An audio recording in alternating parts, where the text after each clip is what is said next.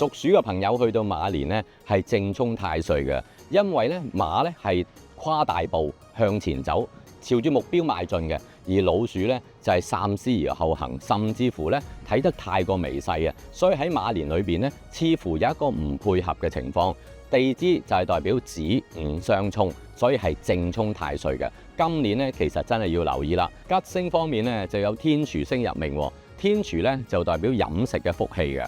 咁屬鼠嘅人咧，其實天分咧扮靚啦，或者係數字啦，同埋飲食咧都係非常強嘅。加上天廚星，如果屬鼠嘅你係從事飲食業咧，今年咧應該係發揮得更加好嘅。喺廚藝上面咧，亦都可以好好咁邁進嘅。有唐符星，唐符咧本來係收擾或者辟邪嘅符咒嚟嘅，喺呢度嘅解釋咧就代表創作性或者抽象性咧，就對鼠嚟講係特別強嘅。喺藝術發展或者係審美眼光或者同美容啊扮靚相關嘅行業咧，今年咧亦都可以發揮得順利嘅。有歲破星正沖屬鼠嘅人，因為年咧通常我哋就係管頭嗰15歲嘅，即係話屬鼠嘅朋友咧，如果頭嗰15歲生活好幸福嘅話咧，沖太歲咧就特別要謹慎小心，留意長輩嘅健康，可以跟傳統咧就攝太歲嘅。但係如果屬鼠嘅朋友喺同年咧就比較捱苦多啲嘅，咁喺沖太歲嘅時候影響咧就較為微嘅。